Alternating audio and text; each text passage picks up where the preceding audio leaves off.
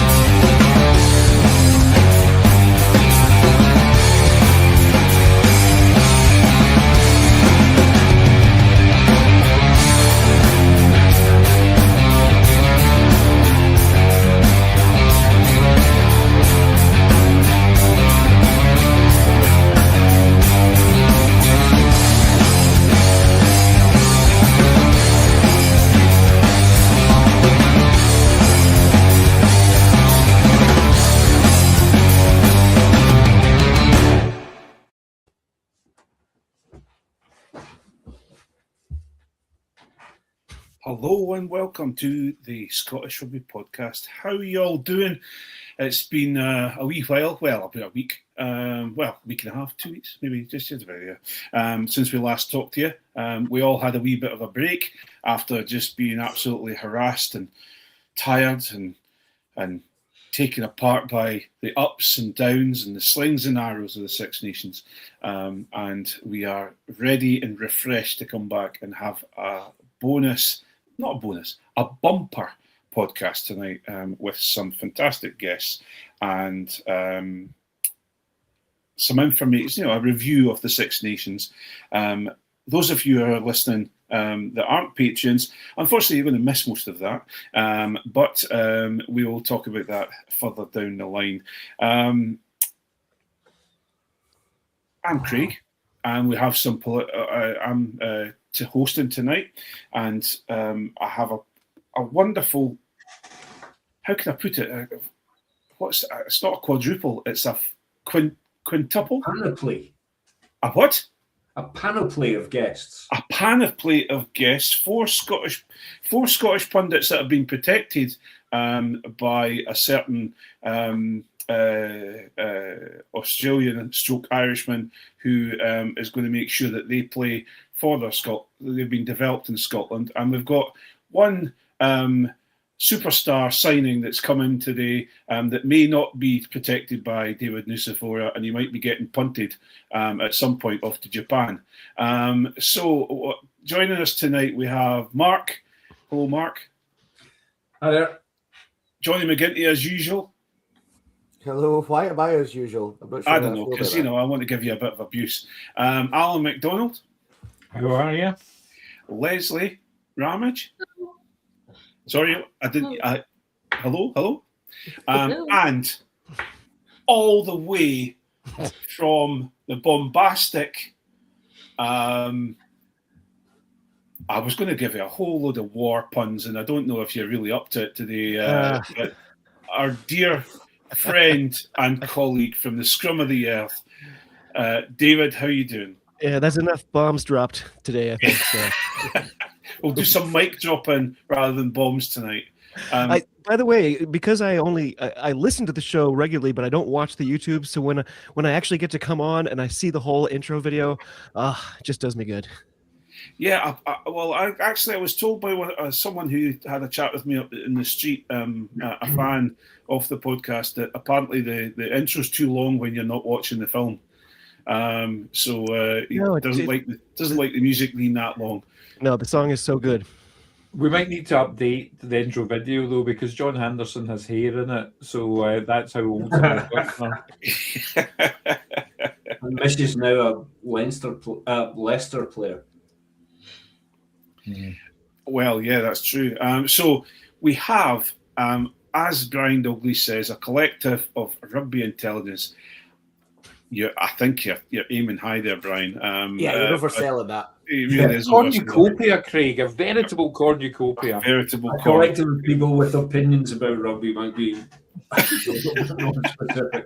Well, listen, we may as well join everyone else, because every other Scottish fan and other fans around the world have plenty of opinions about rugby.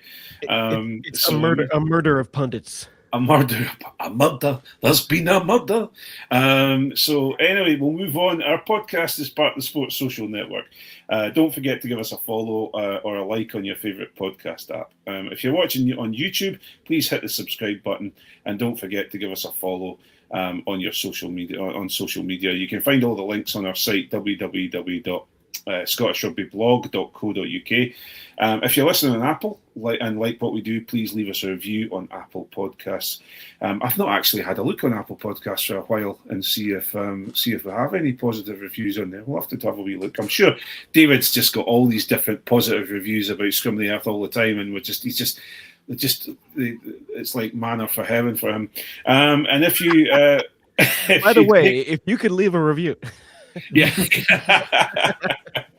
If you'd like more content and want to support what we do, you can subscribe to our Patreon from just £3 a month, and that gives you access to our super secret Facebook group. And the second part of tonight's podcast is going to be a review of the Six Nations, and it's a really quite an interesting way that's going to be done. And each of us have taken a country, and we're going to talk about the country. And how they got on in the Six Nations, and then we'll have a joint discussion about Scotland at the end of it. So it's going to be really interesting. It's about £3 a month plus of that to join us, and you get all these exclusives and bits and pieces. So we do really appreciate our Patreon subscribers. They really, really do help us. So if you want to be one of them, please have a look on the Scottish Rugby blog site, and you can find out how to join. So we'll move on quickly because we've got plenty of things to be doing, and we'll go into the news.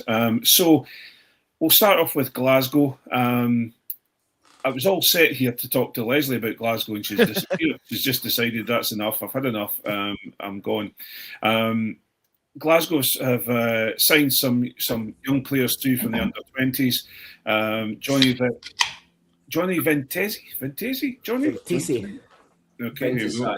Or Jack Ventisai, a few people. Ventisai, okay, cool. I say Ventisi, but whatever. Ventisai sounds like one of those new Chinese car makes coming through. Didn't you used to sell them, Craig? Sorry? No, that was You Hoover's used to first. sell them. I did not sell Hoovers. The vacuum cleaners. Take that out of your mouth, Jonny The- McGinty. The new Hoover Ventisai. I'm just Never staring. gets old. You guys are just going to sit. Is this what it's going to be all tonight? You're just going to sit and rip. Anyway, Matt Irwin has been signed as a fly half. Jack Oliver, scrum half. Mackenzie Duncan, back row. They've all signed their first pro deals with the Warriors. Gregor Hiddleston has signed an extension to 2028. But the big news out of Glasgow is not who's joined Glasgow and who's signed Glasgow, but the loss of Jamie Batty to Bath. It's terrible. It's awful. Everyone, I can hear John Anderson absolutely. He's been the benches. He's benches. There's dogs out there that haven't that respond to John Anderson's bin juice conversation because it's so high. But yeah, the old Australian has finally decided to up sticks and go into his retirement home in Japan, and he's moving on.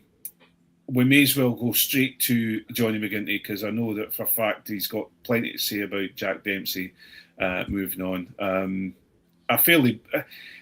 I didn't see that coming, Jonny. No, I mean, at the end of the day, it's probably the right decision. He's probably lost a lot of money. We've got a lot of young. It is the dumbest thing that Glasgow have done in several years. We are 10 days on. We had no podcast last week. I am still fully incandescent. I'm so angry. And do you know why I'm angry? Because Leslie thinks that David Nucifora is an IRFU sleeper agent, right? I slightly disagree.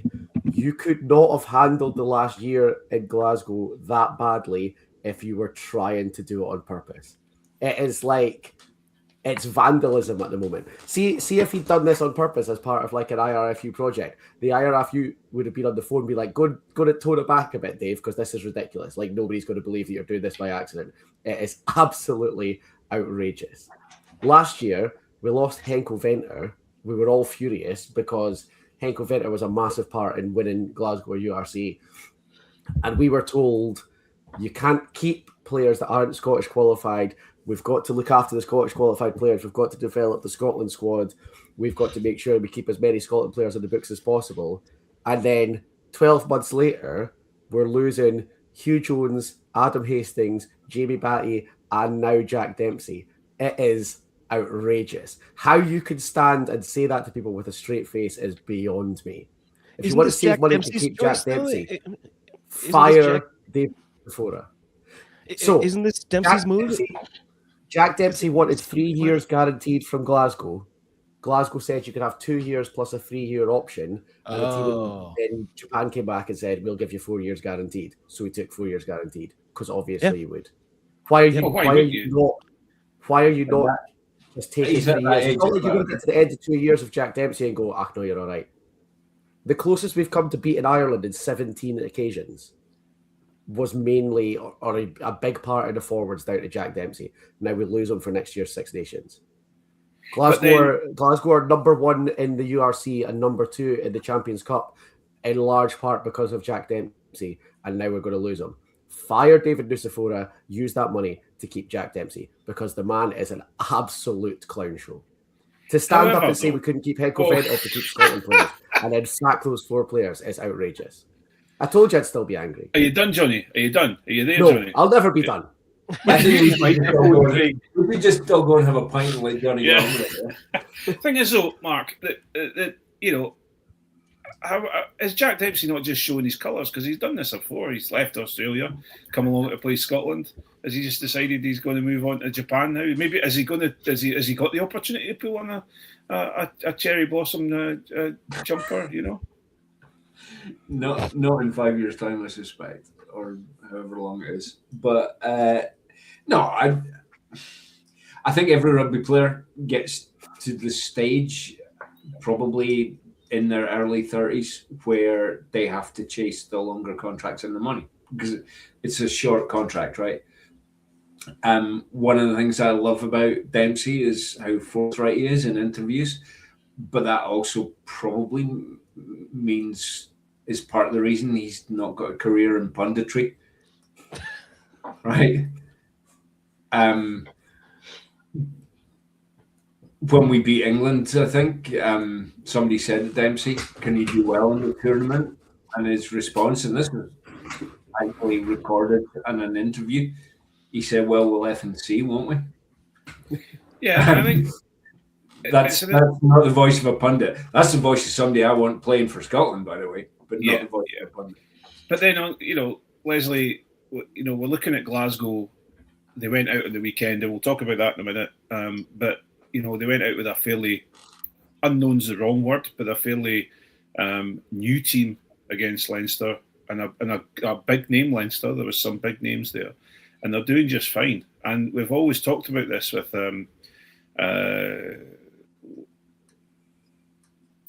Franco. He did it at Benetton, he did it in Italy, brought through young people, gave them their opportunity.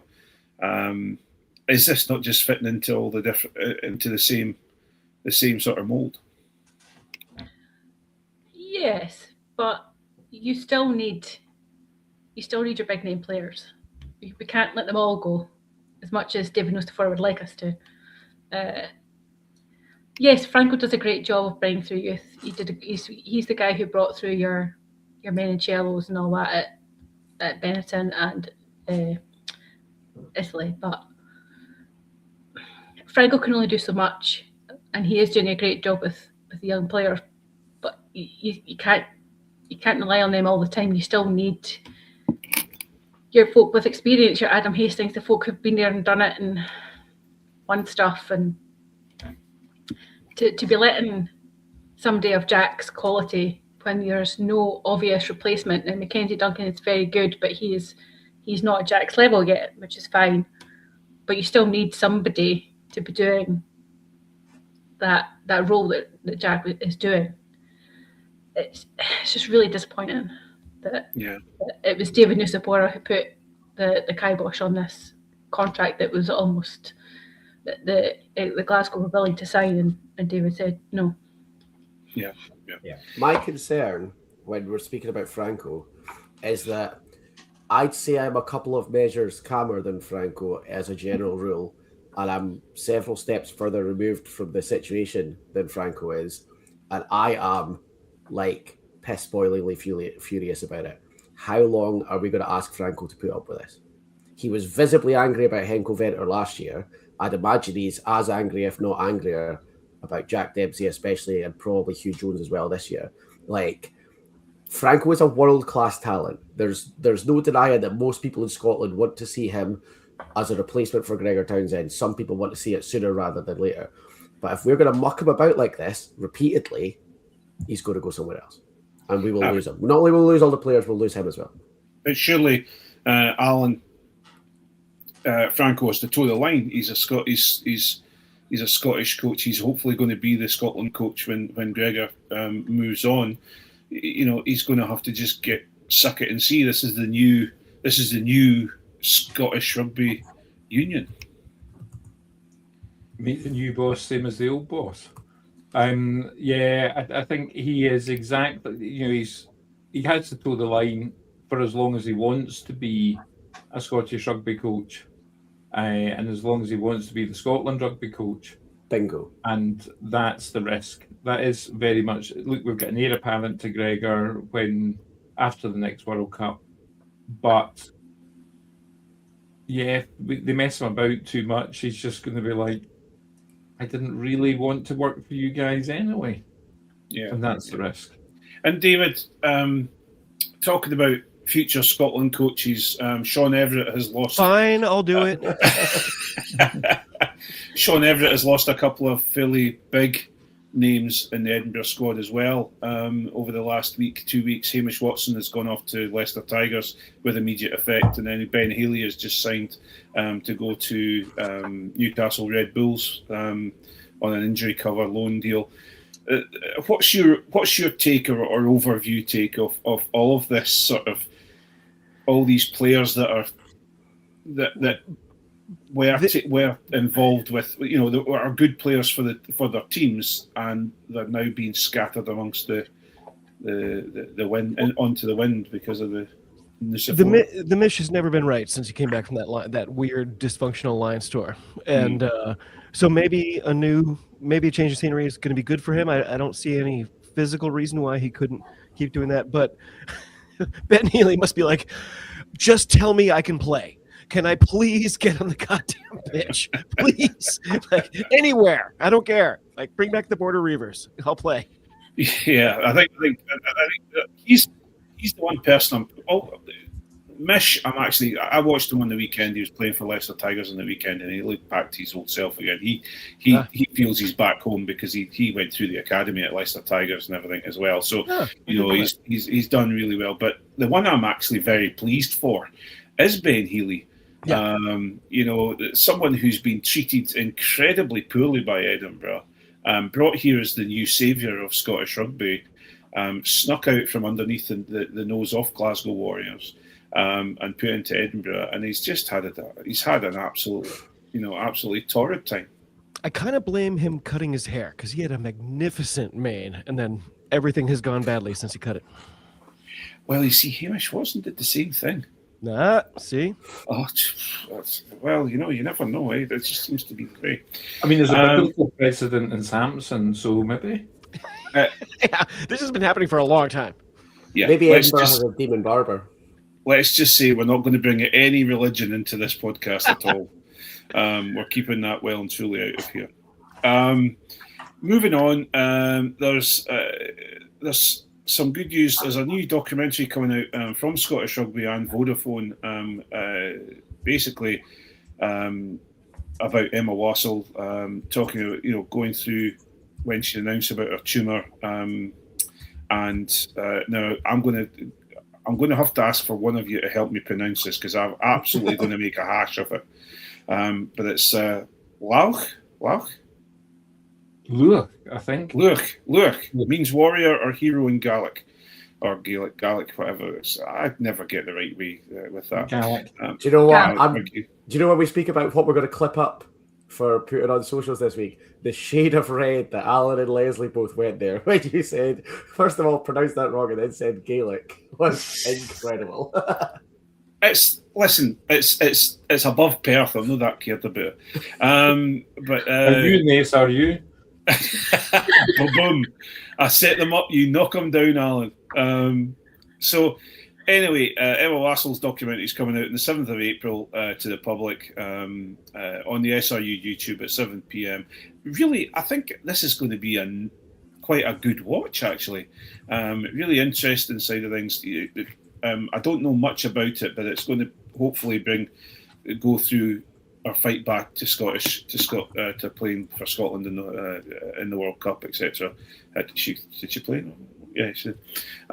So I'm really off my game today. I really apologise. I'm away with the fairies today. It's been a long day. Well worth keeping an eye out for. Apart from Craig's pronunciation, I can't wait. If that movie is actually even available here, I can't wait to hear Americans try to say it.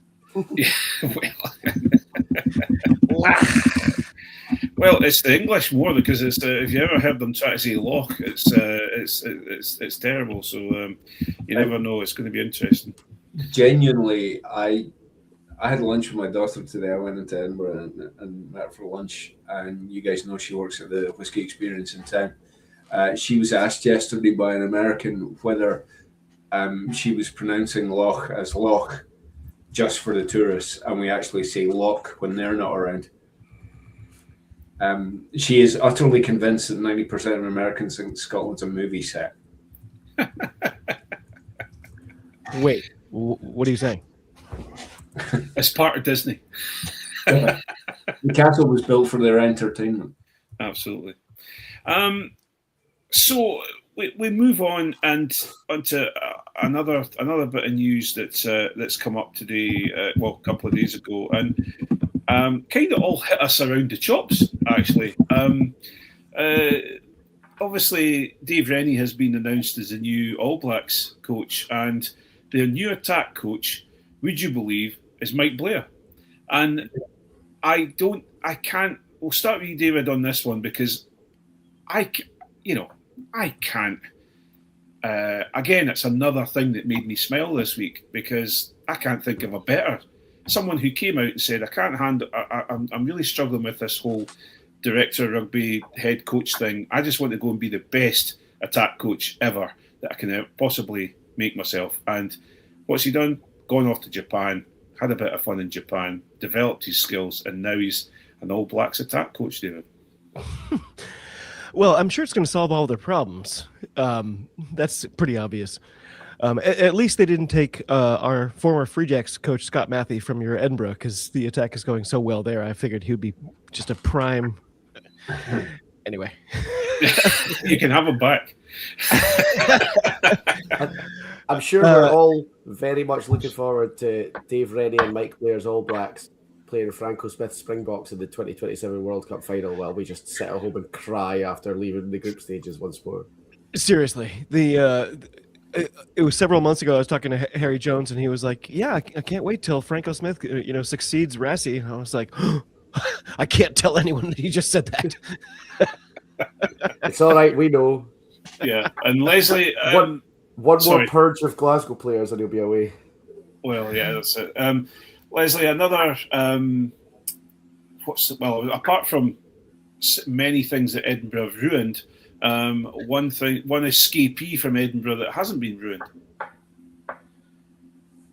What? Sorry. Mike Blair. What? Oh yeah.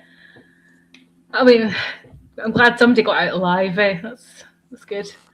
I completely unexpected. Did not expect to see that when I logged into Blue Sky on the other morning.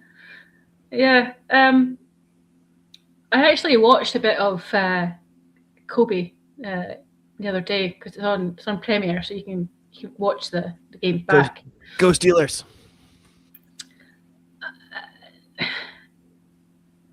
They certainly have a better attack than Edinburgh do anyway, so they're already off to a good start. Yeah.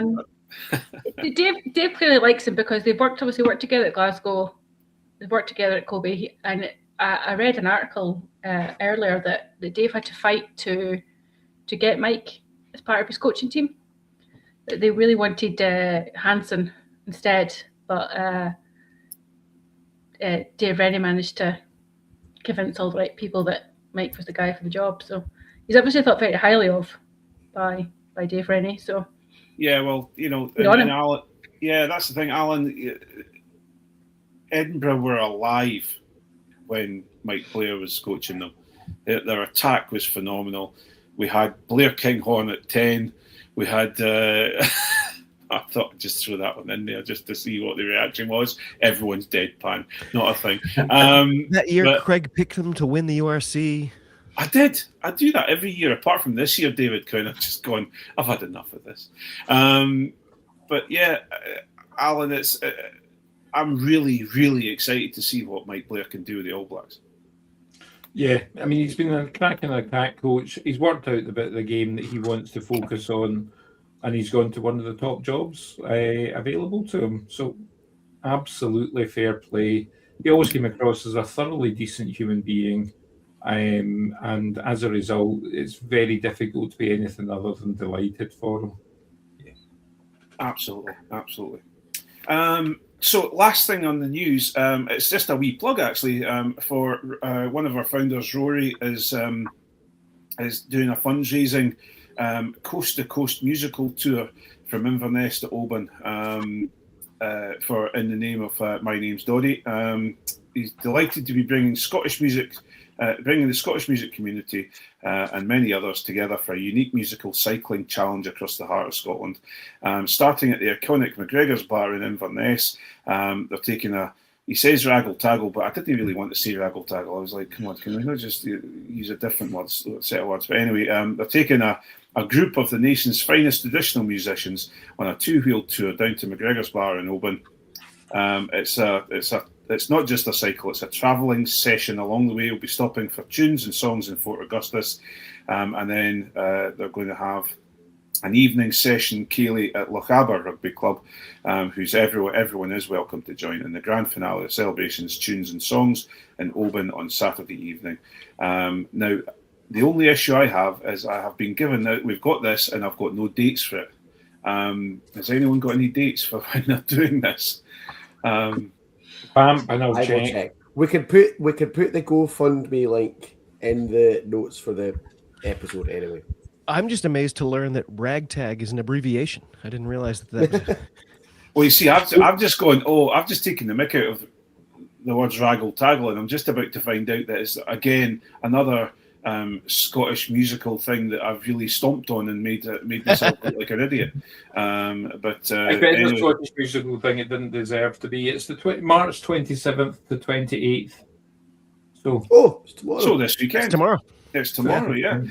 So the Ride and Support My Name's Doddy Foundation, every penny raised goes directly towards the vital work.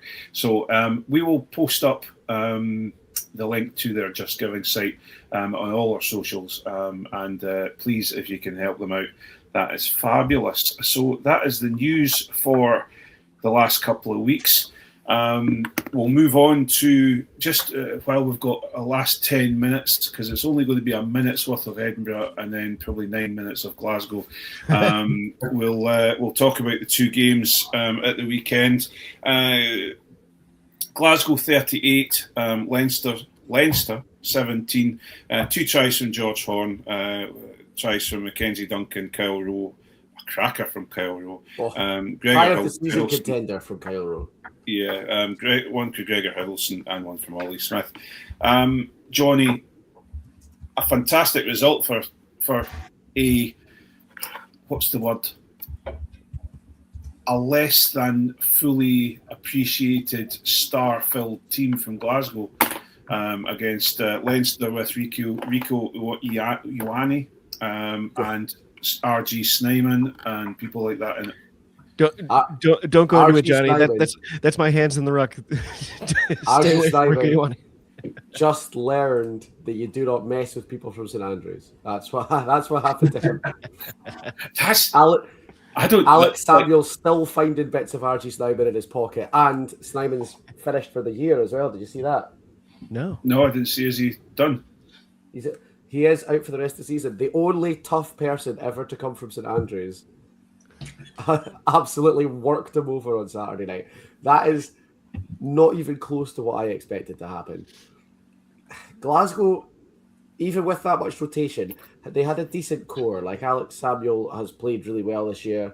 He was in and about the Scotland camp. Ollie Smith, obviously, Kyle Rowe. Josh Mackay is one of Glasgow's best players, so fully expect to be losing him in the summer. Thank you, David Nucifora. Stafford McDowell's been in and about the Scotland squad. George Horn's been in and about the Scotland squad. So it's not like it was the academy. It was a fairly decent squad, but Leinster didn't have any of their Ireland players and replaced them with 2 World Cup finalists and a Test Lion. So I did not expect Glasgow to win that game, and certainly not with the performance that they put in, because Leinster just did not look like they were at the races at all. Yeah, and Mark, it's a real, how can I put it? It's looking at how high Glasgow are currently trending, currently running, what's going on with Glasgow, how exciting their rugby is, how exciting the buzz is for Glasgow. It's worrying the state of Scottish rugby that we've got this wonderful torch holding team that are showing everyone how good Scottish rugby can be, and everything else is at the expense of everything else. Yeah, and I have to say coaching. I know there's talent, but there's talent on both coasts, right? There's talent at Glasgow and there's talent at Edinburgh as well. The one thing that you hear all the Glasgow players talking about in every interview at the end of the match is process. This is how we play. This is our process. So Jonny Ventisai comes in for his first ever pro game at 20 years old and contains Rico Ioane. because he fits right into the process. And that's all about coaching. But it's interesting you say that the two halves of Scotland rugby, because when I was taking notes, I obviously watched both games, and I've watched the highlights of both games. And apart from writing down the scores, my notes for tonight were exactly the same for both teams. I wrote WTF for both Edinburgh and Glasgow. Yeah. And that's Positive probably, and negative WTFs, I guess. Yeah. And Leslie, story, right? yeah, I'll come back to you, Leslie, because we'll talk about Edinburgh in a second. Wait. But what did you pick out of the Glasgow game, Leslie? What was apart from obviously Kyle Rowe and a phenomenal finish? What do you see as driving that team? They look very much a cohesive unit, and it doesn't seem to matter who is playing, what position that person's playing. Everybody seems to know what's happening. Everybody seems to know what the plan is. Everybody's on the same page. Everybody, doesn't matter if you're an academy kid, if you're Jack Oliver on the bench, doesn't matter. Everybody knows, and it looks like Franco has got them, and the rest of the coaching team too, have got them really well drilled. Everybody looks quite confident in what they're doing. Nobody looks panicked or stressed at any point. And there's a real confidence in the team. It's not like Edinburgh where something goes wrong and it all just crumbles. Glasgow, somebody makes a mistake, it's fine, we move on, we keep going. It's great to watch, but I wish my team was like that. Yeah. And David, we used to talk about Leinster being the Borg. We're now looking at Glasgow, who seem to be able to be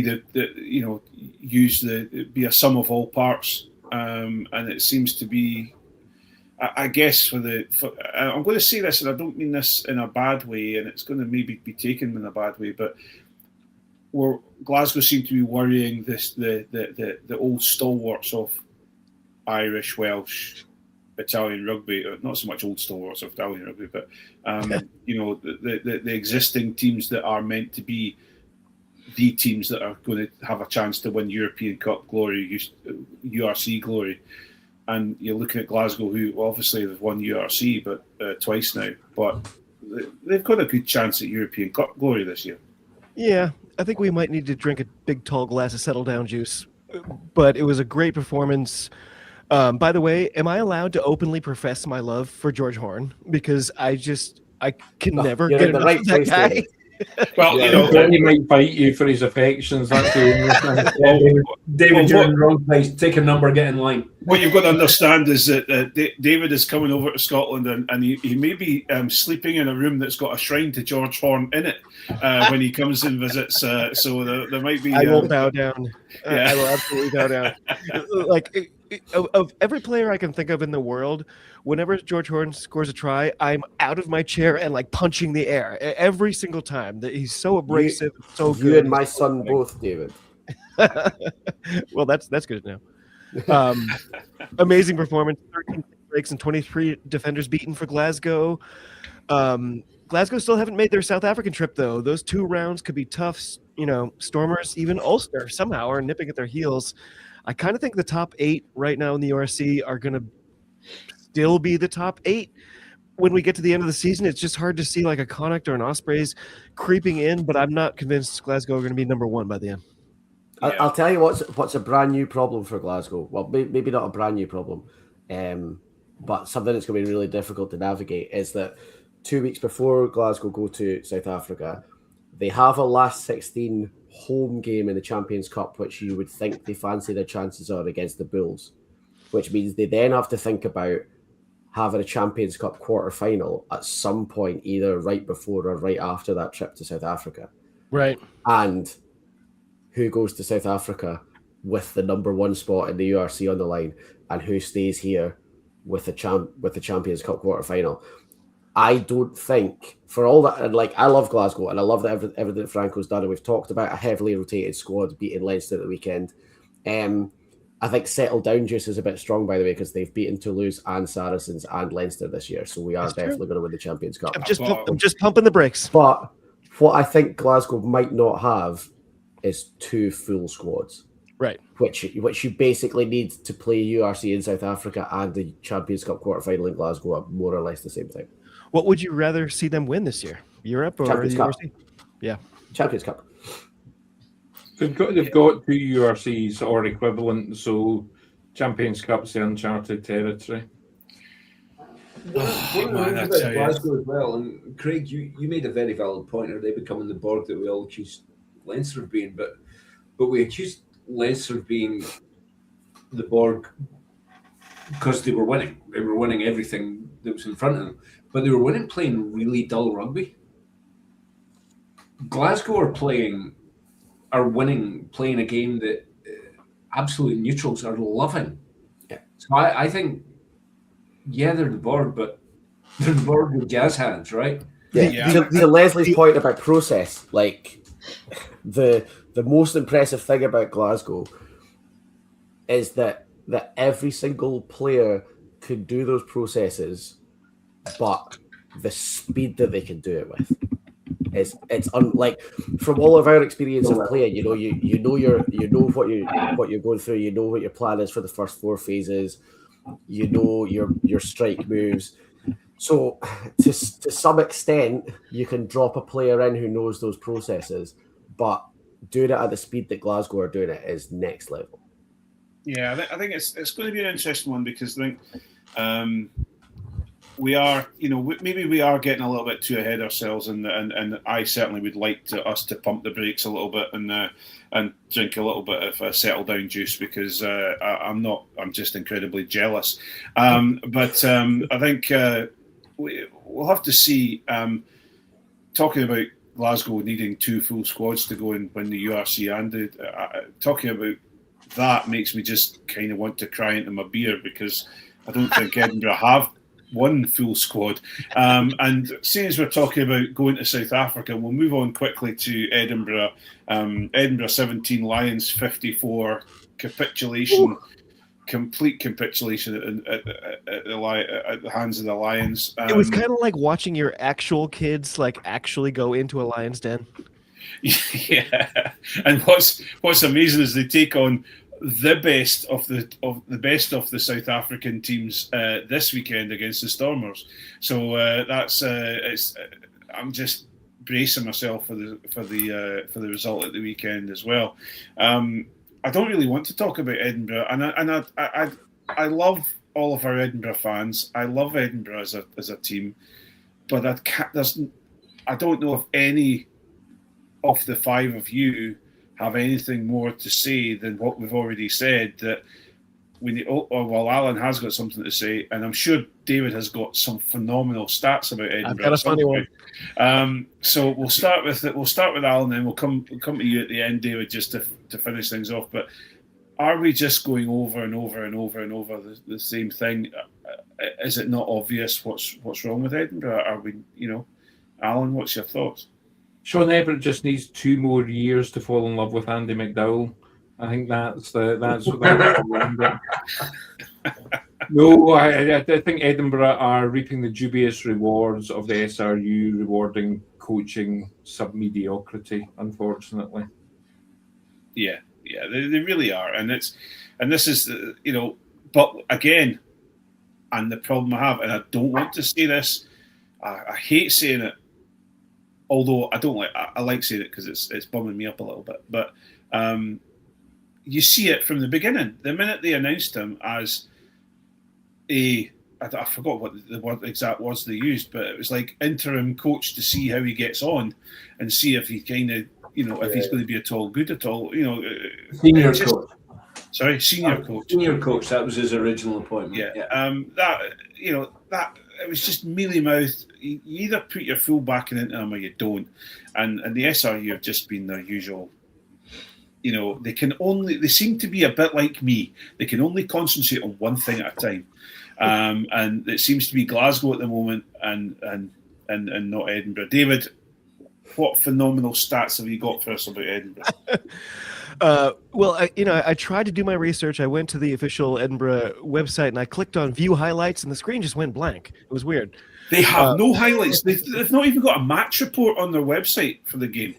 Would you put a match report up? Match report. Sad trombone noise. I've created a match report. It's just a sigh and a tut. You know what the funny one I found was Edinburgh had 68% possession in that game and somehow still shipped 8 tries. Like, whoa, that's a weird one. 32 missed tackles, like 48% tackle rate. That's rueful. 5 lost lineouts. Like, the numbers are telling a very true story this weekend. Yeah, well, you're bang on, David. I think we're all kind of just. It's what's to be fair, every team that went to South Africa this weekend got pasted except for the Dragons. Who knew? Well, yeah, who knew? But Leslie, I think you and I are fairly in the same direction with this with Edinburgh. I'm just at the point. I don't know about yourself, but I'm just at the point of just resigned myself to 2 years of pain. And the problem we have now is that the only way we can get the SRU to change things is by financially penalising them. And I don't want to say this because the players don't. I honestly feel there's a lot of people out there that are blaming the players, blaming the coaching staff, etc. But I think the bottom line is I'm blaming the SRU, and we have to financially penalise the SRU, and that is I've not been to a game. Okay, I work Saturdays now, but I don't bust a gut to get to a game on a Friday night and things like that now because you look at that Ulster game, Leslie, and you just the minute they went down to 14 men, I went, yeah, okay, we're going to get beaten. It just seems that anyone with a backbone and a game plan can actually slap Edinburgh about, and it just drives me crazy. There's nothing that I can say about Edinburgh that is suitable for this part of the pod. They have somehow got worse since Sean Everett got this extension. I don't even know how it was possible, but somehow they've managed. It's the players' body language just tells you everything. These guys are just not up for this. Everybody looks miserable. Nobody is pumped up, ready for the game. Everybody's, sort of shoulders are all slumped, and it's all a bit sad, and like that doesn't scream of a great coaching setup or environment that these guys want to turn up and perform for each other, for the club, for themselves. Something is very wrong, and the SRU are, rewarding that. Yeah, and they're harming players' opportunities. They are harming players' opportunities. Darcy Graham, Duhan van der Merwe, Pierre Schumann, Bowen Venter has decided to go back to South Africa. Obviously, I think Springboks has got something to do with that too. But you've got Magnus Bradbury, who came back from Bristol as a phenomenal player. I still think he's a very, very good player. But, Marshall Sykes, all these different players that are there that are meant to, Freddie Douglas, look at Ollie Blythe Lafferty. They're right at the beginning of their youth, and they're tagged with a team that are going nowhere because of the coaching decisions. It's just getting ridiculous now, but I'm sounding like a broken record. The problem I have with it is that they're not just harming the players' opportunities and the players themselves, which they are. Let's be perfectly honest about it. Losing is a habit, and losing is a habit on a personal level as well as on a collective level, right?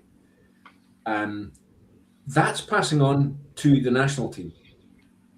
And not just how the national team plays, but how the national team is perceived.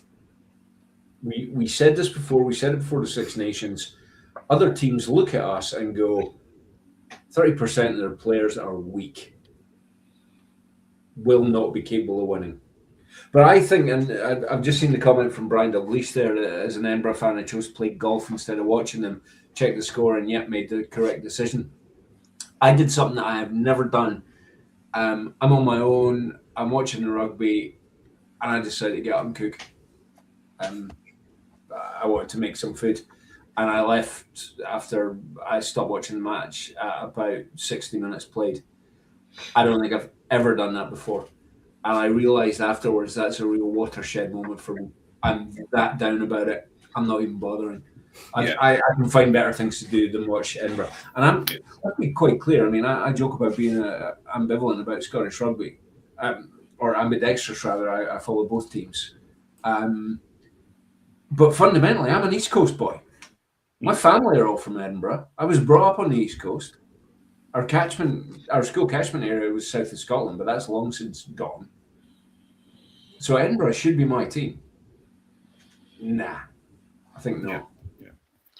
Well, that's a great opportunity. You mentioned the international squad. It's a great opportunity for us to finish up just now to the public part of the pod and move over to our Patreon side of things.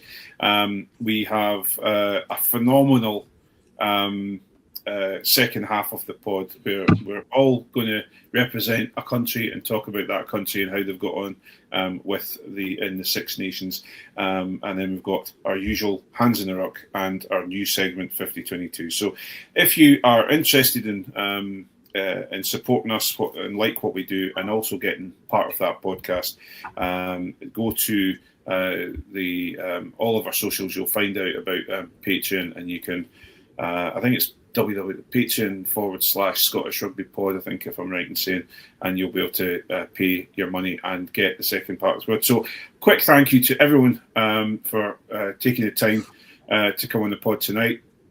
And it's a goodbye to all of them. Goodbye to you all. And we will see you next week. And thanks for joining us. Bye. Well, Bye.